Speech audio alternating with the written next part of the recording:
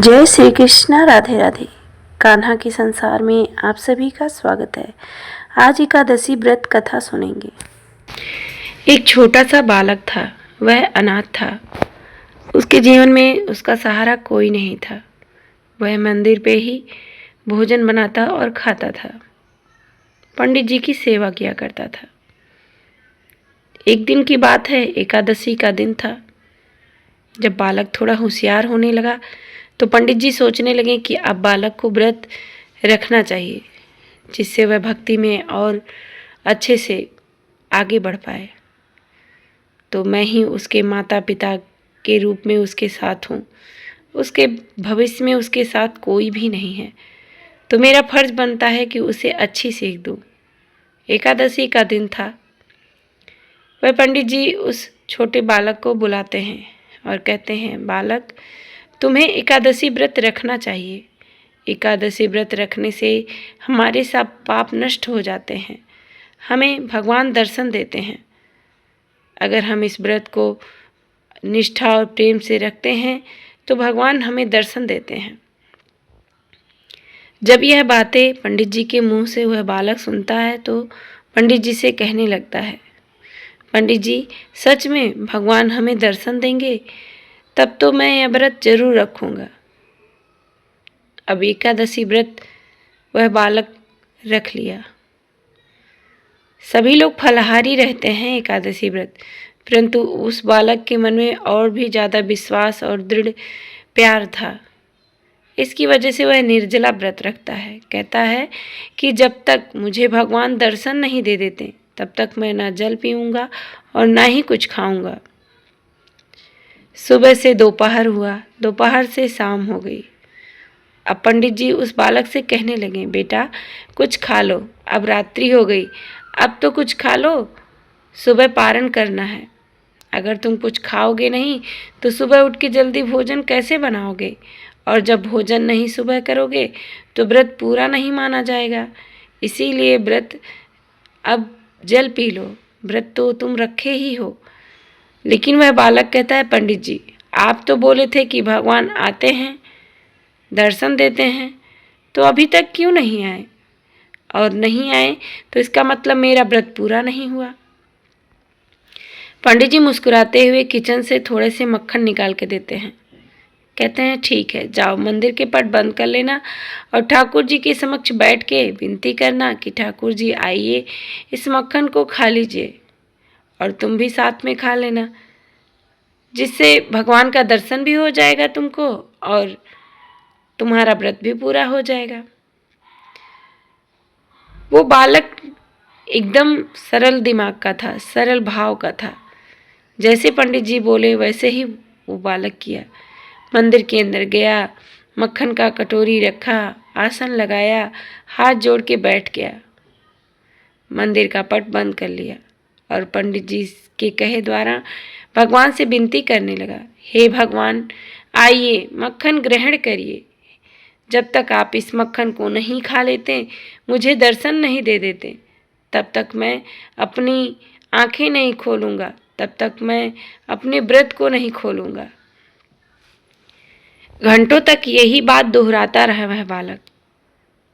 इधर भगवान उसके प्रेम और भक्ति को देखकर प्रसन्न हो जाते हैं। कृष्ण भगवान आते हैं और मक्खन भी खाते हैं और कहते हैं, बालक, अब जो बचा हुआ मक्खन है थोड़ा तुम भी स्वाद चख लेना।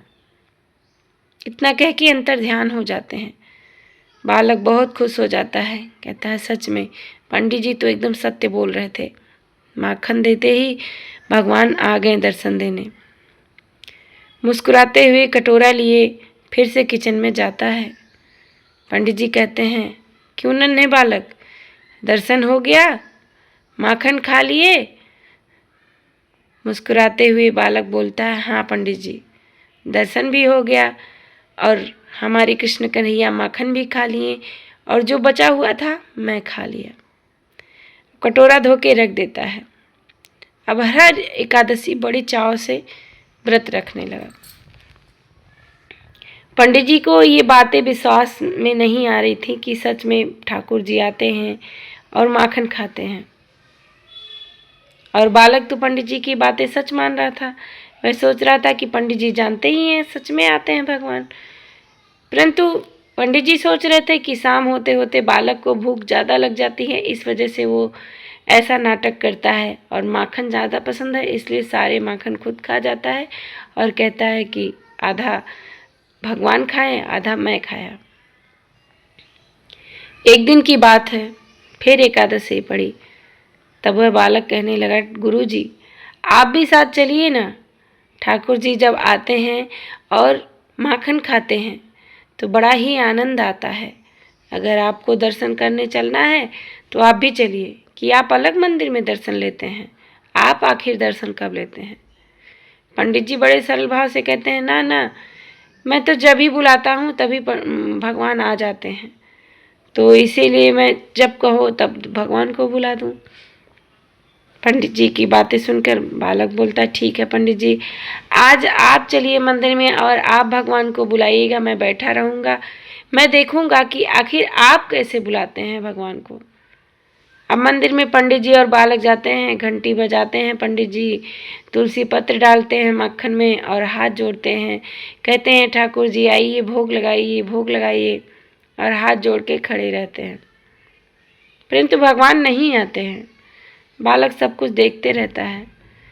पंडित जी फिर कटोरा जब हटाने लगते हैं तब बालक टोकता है, पंडित जी अभी तक तो भगवान आए नहीं और खाए नहीं, तो आप कटोरा हटा ले रहे हैं और आप कहते हैं भगवान आते हैं, और मैं जब बुलाता हूँ तब भी भगवान आते हैं। आप तो बिना खाए ही कटोरा ले ले रहे हैं। तभी पंडित जी कहते हैं, अच्छा तुम्हारे बुलाने पे सच में आते हैं भगवान? बालक कहने लगा, हाँ पंडित जी सच में आते हैं। अच्छा ठीक है, लो कटोरा, आज बुला के दिखाओ तब देखता हूँ। कटोरा भगवान जी के सामने रख देता है बालक और कहने लगता है, हे प्रभु आइए मेरी लाज बचा लीजिए। आज पंडित जी को आपको देखना है और आप मेरे सामने तो आते ही हैं, परंतु पंडित जी को विश्वास नहीं हो रहा है, तो कृपया करके मेरी इस बात का लाज रखिए और आइए भोजन ग्रहण करिए और मैं भी अपने व्रत का पालन कर सकूं। इतना कहते ही साक्षात श्री कृष्ण भगवान एक हाथ में बंसी लिए, एक हाथ में चक्र लिए, एक हाथ में शंख लिए, एक हाथ में कमल लिए प्रकट हो जाते हैं चतुर्भुज रूप में और माखन आकर खाने लगते हैं। यह सब पंडित जी और बालक दोनों लोग देखते रहते हैं। पंडित जी की आंखें फटी की फटी रह जाती हैं। माखन आधा खाकर और श्री ठाकुर जी अंतर ध्यान हो जाते हैं।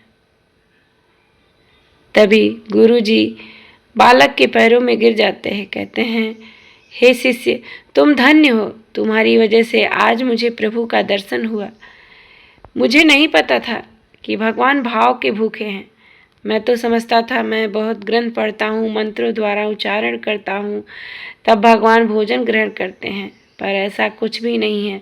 अगर भगवान को प्रेम से बुलाया जाए बिना किसी मंत्र के तो भगवान आ जाते हैं, और लाखों मंत्र पढ़ा जाए और अगर मन से और दिल साफ ना हो बुलाया जाए तो भगवान वहाँ नहीं आते हैं। उसी दिन से पंडित जी अपने घमंड, अपनी किसी भी चीज़ को वो सरल रूप से देखने लगे। किसी भी चीज़ को वो कभी लड़ाई नहीं करते थे, नहीं ऐसे नहीं वैसे, जैसे होता है बातचीत में लोग अपनी ही बातें ऊपर रखते हैं। तब से वह ठाकुर जी की और दिल से सेवा करने लगे। अब ठाकुर जी हर एकादशी को बालक और पंडित जी को दर्शन देते, माखन खाते, अंतर ध्यान हो गए। इसी तरह से उनका जीवन यापन होने लगा। तो ये थी छोटी सी कथा ठाकुर जी की एकादशी की। तो आप सभी को कैसी लगी कमेंट बॉक्स में ज़रूर बताइएगा। कमेंट में राधे राधे बोल के जय श्री कृष्णा ज़रूर लिखिएगा। तो इसी तरह की वीडियो और पाने के लिए हमारे कान्हा परिवार से ज़रूर जुड़ जाइएगा। मिलते हैं अगली वीडियो के साथ, तब तक के लिए नमस्कार, जय श्री कृष्णा, राधे राधे।